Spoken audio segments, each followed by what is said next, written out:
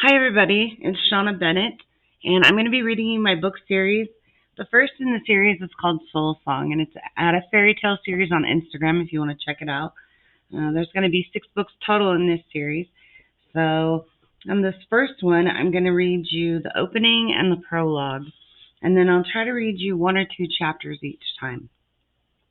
I just wanted you to know before we get started, though, that this book was written because of my granddaughter. She's 13. Her name is Nikki. And she asked me a question one day. We were driving in the car, and there was a beautiful song on called Come to This by Natalie Taylor. And it's a really sad song, but it's so beautiful. And she asked me, how can something so sad be so beautiful?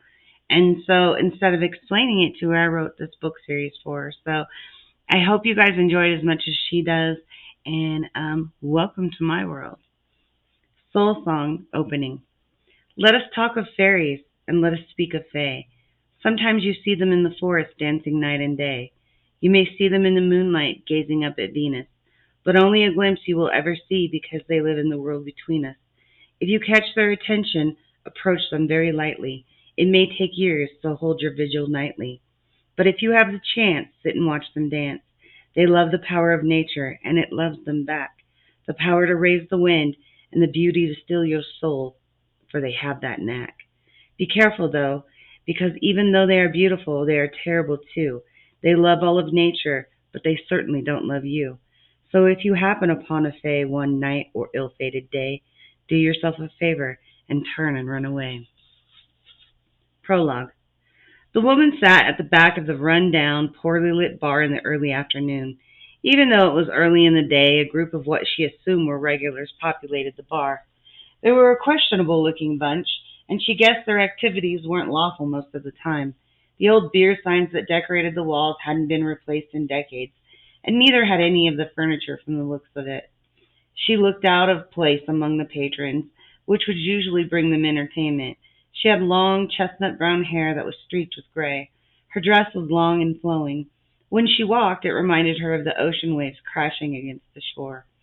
People usually guessed her age as early 50s, but the reality was she had been alive for centuries, born in a time long forgotten by men. The bartender, a gruff-looking man whose lifestyle had aged his looks, had taken her order earlier. He was usually a flirt and found desperate women made easy prey, but he served her quickly and was on his way. She made the crowd uneasy. The place was usually filled with boisterous laughter and music from an old jukebox, even during the day, so she sat alone in the back of the bar in a half-circle booth with a tall back. She sipped the weak tea she had been brought and waited patiently for the 4 men whom she had invited. They kept stealing glances at her from the corner of their eyes. They had all come to an unspoken agreement that there was something very strange about her. The heavy wooden door creaked open, and the sunlight came streaming into the bar. There were no windows inside, so the sunlight spotlighted the dirtiness of the place. She thought the regulars who came in here for day drinking must have sad lives, that this place was their escape. In walked her first 2 guests, who looked around the place in disgust. She had needed somewhere out of the way where the 5 of them wouldn't draw attention. If the bar patrons thought she didn't fit in, they were even more shocked by the 2 men who came through the door. They made her look like she came here every Saturday night. They walked to the bar to order drinks, and the bartender's hand shook as he poured them. One of the men took a handkerchief from his coat pocket and wiped his glass before he accepted it. The other man handed him $100 bill and told him to keep the change. They walked toward her with drinks in hand. The brothers were named Julius and Marcus. They had been born during the rise of the Roman Empire, and their faces had the Roman look about them. They had been young Roman soldiers when they were changed. Long gone were the robes of old Rome. They both had on expensive tailored suits. They and their sister Cassia had become well known for their taste in clothing. They all 3 looked as if they had just stopped off a runway in Milan or Paris.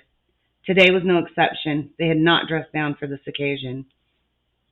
Julius was very tall, well past 6 feet. He had sandy blonde hair which he kept short and impeccably groomed at all times. His brother Marcus, born 1 year before him, had the darker features of the Romans. He stood just a few inches shorter than his brother and was also well groomed. As they walked to the table, she noticed they had never lost the confident gait of a Roman soldier. They didn't nod or acknowledge her in any way. They were not known for being pleasant. They were known for being ruthless and heartless. She imagined when they came and sat down to the left of her, they would at least greet her. She was wrong. The door opened, and the trio turned to see the last two of her guests arrive. They also walked to the bar to order a drink, but one of them waved at her in greeting. The bartender was now so on edge he spilled their drinks as he was making them. The atmosphere among the patrons had become uneasy, but a few of them slipped out when the last men got there. The rest had congregated at the far end of the bar. When the two men approached the table, the bartender joined them and was distractedly wiping the same spot on the bar with a bar towel. She couldn't hear their whispers, but she was sure the four men could. Their names were Liam and Lucas. They had been born English lords in an earlier century. When they approached, she noticed they walked in with the haughtiness and pretension that their birth station had provided men of their time. They had been born twins, but not identical. Two men couldn't have been more different in temperament or looks. Liam had jet black hair and deep blue eyes. He was tall and lean and gave off the air of a rock star or a bad boy. He was unaware of anyone else's feelings and was always quite shocked when he learned people had them. Lucas was also tall, but he was muscular and his hair was as white as snow, his eyes a light blue. He was kind and always full of laughter. They were the epitome of night and day. They came and sat to the right of her, and Lucas greeted her with a quick peck on the cheek. Liam greeted her with a bored look. They both eyed the other men suspiciously. There was a long-standing feud between the brothers dating back to early America. Normally, they wouldn't have been greeted in the same state, but the men had saved each other's lives once. She was now calling in that debt. "Shall we begin?" she said.